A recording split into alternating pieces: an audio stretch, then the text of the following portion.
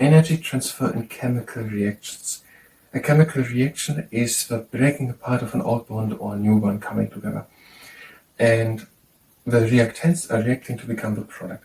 And the reactants have the same mass as the product. That is the law of conservation of mass. So the product has the same mass as the reactants had to become the product. All the chemicals reactions in the human body are called metabolism.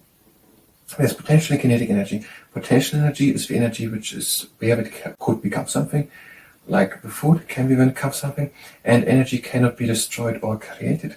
So that is the law of conservation of energy, but it can be converted. It can become potential energy in the form of food, can be converted into kinetic energy, to walk, to talk, whatever. And there are exergatic reactions, and exergatic there's at the end less energy in the products, because there was a lot of energy released when new bonds were formed and only a little absorbed when they were broken apart. And endogenic reactions, there is a lot of energy in the products because there is only a little released when they are put together and a lot absorbed when they're broken apart. And now we need activation energy to do it all, but it is the case that we're having kinetic energy, molecules and ions and so on, they're moving around, and when they collide together, then we can have that valence electrons, they are bounding or breaking and doing things, that makes them the chemical reactions, but we need activation energy to move like that. And it can be made easier, but these reactions are happening more likely by having just more of these molecules, or a higher temperature when they're also moving faster. But there's now the idea of catalysts. In the human body, these are enzymes, and these enzymes, they are lowering the activation energy necessary to do this, bombing together, changing the electrons, the valence electrons to do a chemical reaction, and giving or getting energy, whatever. And also do they orientate them rightly. They also are more likely or better, or only when it is possible, if they come together in the right, hit each other at the right spot. And that is according to Gerhard Toga and Sarah Grabowski's Principles for Anatomy and Biology book on several pages, for example 34, 35 and 36. But this is no medical advice. Hi and welcome. I'm trying to learn biochemistry. Today, energy transfer in chemical reactions, and after we've done that, we're going to do Hiptraining. And if you participate in the Hiptraining, das werdet ihr auch alles. Energy transfer in chemical reactions. We're going to read it all again. We already read it, and we're trying to make a little video about just saying the basics, what's happening there. Energy transfer in chemical reactions. In chemical reactions, breaking old bonds requires energy, and forming new bonds releases energy. So to break it, energy is required, and the new ones formed, energy is released at a state. Because most chemical reactions involve both breaking bonds in the reactants and forming bonds in the products, I wanted to include it with the chemical reactions. Now, most reactants are things used together, two reactants and the outcome is the product. The starting substances are known as the reactants, and the ending substances are the product. A chemical reaction occurs when new bonds form or old bonds break between atoms. Chemical reactions are the foundation of all life processes, and as we have seen, the interactions of valence electrons are the basis of all chemical reactions.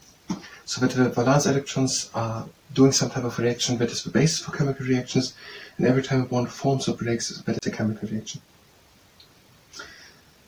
And when the reactants are the substances, and the outcome is the product.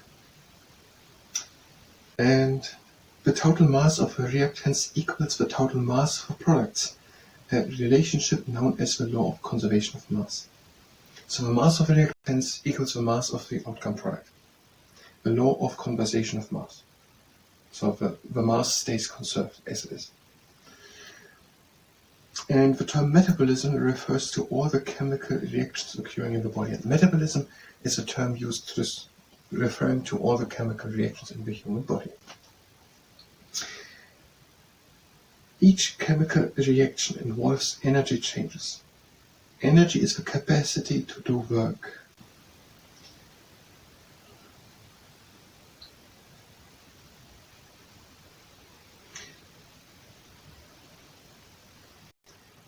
capacity to do work. So if new bonds are formed, the capacity to do work rises.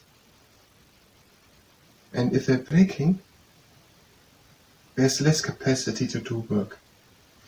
I don't get that part. Why should fusing them together release energy? What do they mean more energy is available?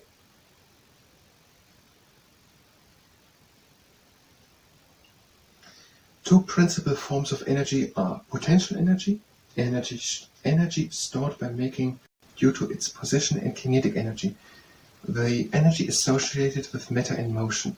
For example, the energy stored in a battery, in water behind a dam, or in a person poised to jump down some steps is potential energy. When the battery is used to run a clock, or when the gates of a dam are opened and the falling water turns a generator, or when the person jumps, potential energy is converted into kinetic energy. Potential energy, the battery is potential energy, and kinetic energy is now using the energy to move something.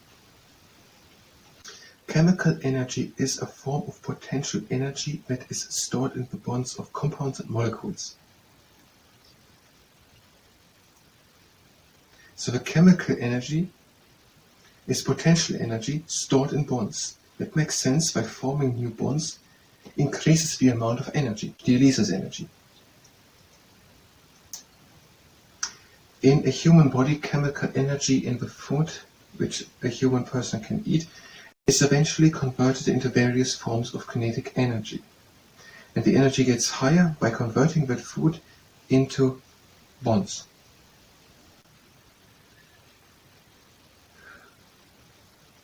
And that stored chemical energy, that stored potential energy, is it then?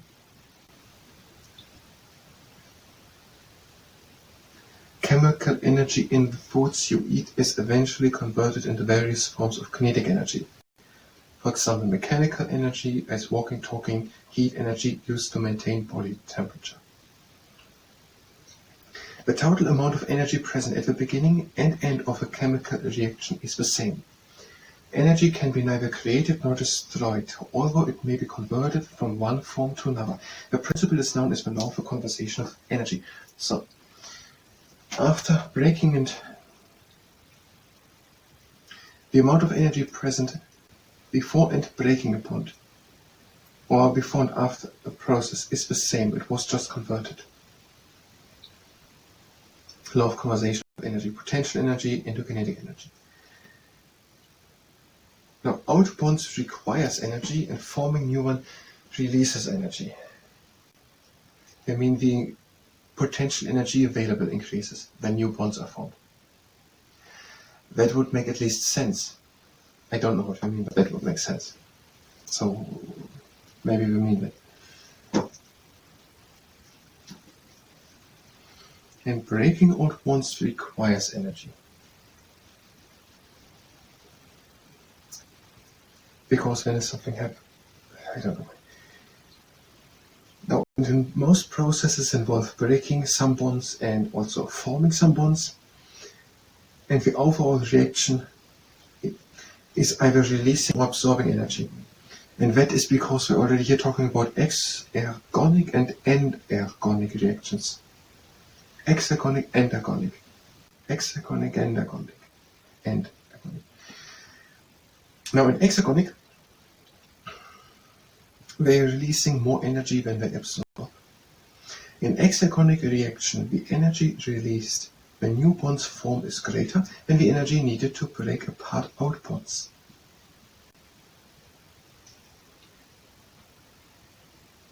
So old bonds are broken.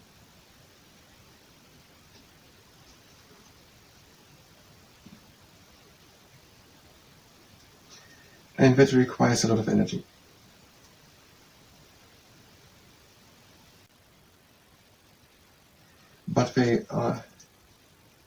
But new bonds are formed and the potential energy increases, so greater than it is as is used to break other bonds, exergonic. Why are we used no exergonic?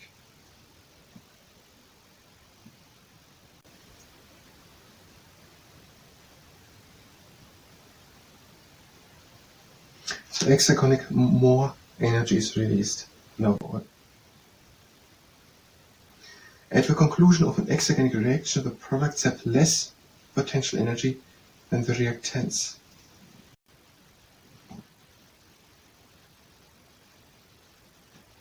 Why that? On the other hand, endogenic reactions absorb more energy than they release. So hexagonic, more comes out, more energy is there, more potential energy is there. But we're saying if the products have less potential energy than the reactants. But we're saying at the conclusion of hexagonic, what is the energy of what energy? Potential energy? Kinetic energy or energy? And they absorbing more energy than they release. In an endogenic reaction, the energy released when new bonds form is less than the energy needed to break apart old bonds.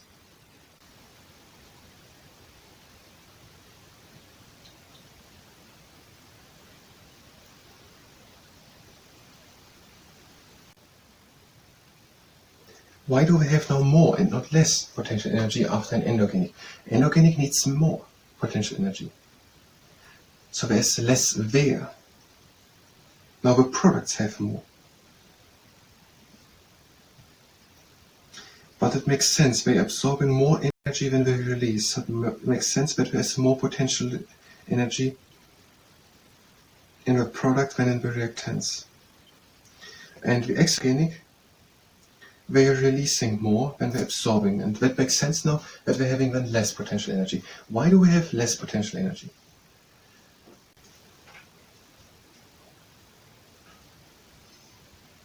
Because they are releasing more energy than they absorb. Because they are releasing a lot of energy when bonds are formed. What happens to the energy? What is the energy? Are not the reactants taken, the products taken to make a new bond? How is no energy released? Or do they say energy was used up?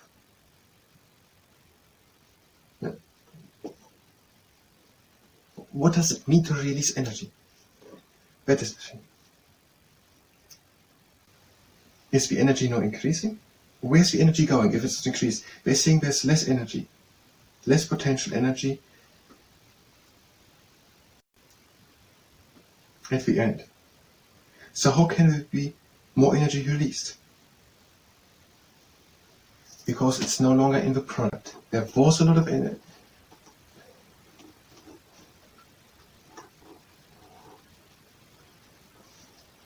We don't have time.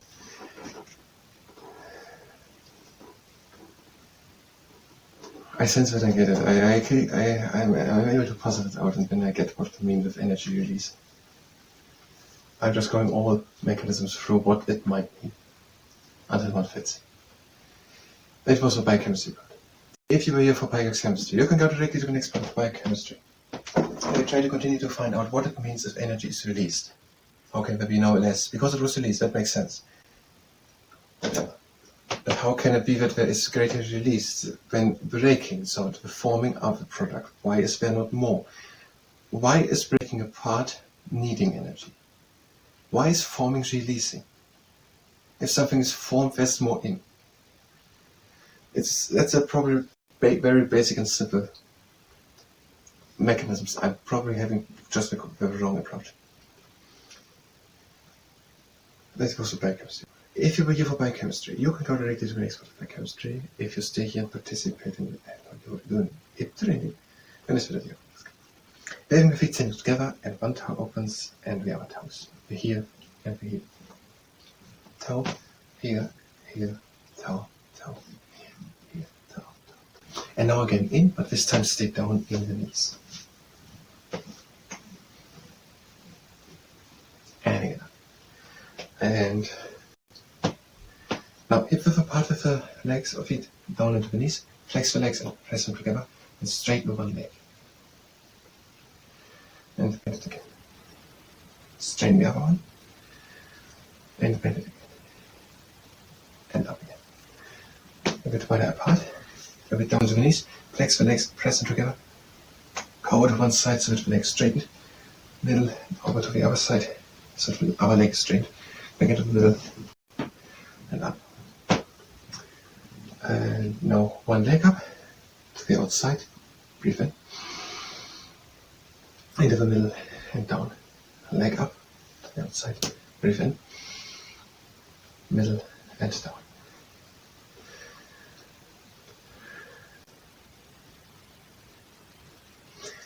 And now one leg to the side with the toes ended it up internally. On the other side, foot up and down. And one hand on tummy, one on our back, and one leg up with the flexed foot, and try to bring the leg higher. And pull it up. Our leg up.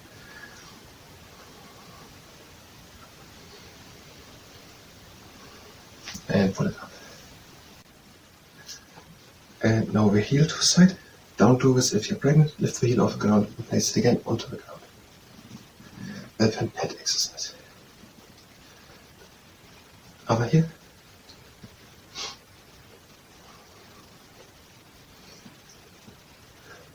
And stand good on one leg. Turn over. Hand down. Turn slowly over with skin on the knee. And up. Other leg, stand good. Turn over. Go down. Turn over to the other side. And come up again. Now, the torso bone to the outside. Breathe again, lifting the arms up. And breathe out and sink down. And the hands onto the ground with the back up. Round slowly with the ground back up again. And make it top and backward shoulder round. And the arms again up. Hands down. Hands onto the ground. The back up and root slowly up. And top and backwards shoulder round.